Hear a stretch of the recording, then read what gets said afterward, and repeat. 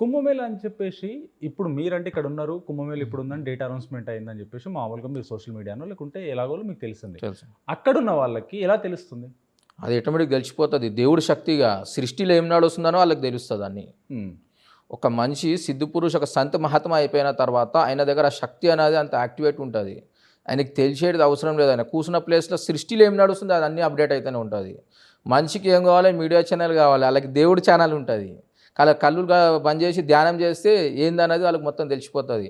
ఆ కుంభమేళా ఏ సమయం అన్నది డిసైడ్ కూడా వాళ్ళకి ఆటోమేటిక్‌గా తెలిసిపోతుంది. అంటే ఇప్పుడు సాధన విధానం ఎలా ఉంటుంది? మామూలుగా మీరు చేసే సాధన విధానం ఎలాగుంటుంది? ఇప్పుడు సాధనా విధానం అంటే ఇప్పుడు మాదేముంటుంది? మంత్ర జపం చేసిన మంత్రసిద్ధి చేస్తాం. చేసిన తర్వాత హోమం చేయాలి. అమ్మవారికి శివుడికి అభిషేకం చేయాలి. అది ఇది ఏంటంటే ఒక గుప్త సాధన. అఘోర గుప్త సాధన. ఈ సాధనలన్నీ గుప్త అవుతుంది. ఇప్పుడు మనం ఏంటంటే ఒక అఘోర గురించి తెలియాలి కాబట్టి మనం ఇది చూపెడుతున్నాం. ఇప్పటివరకు అఘోర ఏంటంటే ఎవరు తెలియదు. కానీ ఏంటంటే అఘోర గురించి బ్యాడ్ ప్రచారం అన్నారు. అఘోరీలు ఇట్లా ఉంటారు. అఘోరి అన్నది బ్యాడ్ ఎప్పటికీ ఉండదు. అఘోరీలు ఎవరికైనా మంచి చేయాలని చూస్తాడు, కానీ చెడు చేయాలని ఉండదు.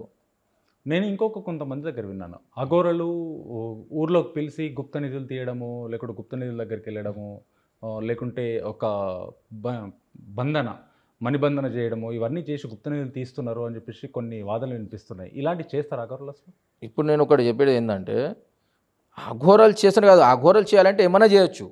కానీ దానికి ప్రాబ్లం ఇప్పుడు ఎట్లా ఉంటుందంటే ఇప్పుడు ఏ అఘోర అయితే అనే దగ్గరికి వెళ్తలేను నేను చేస్తా అని.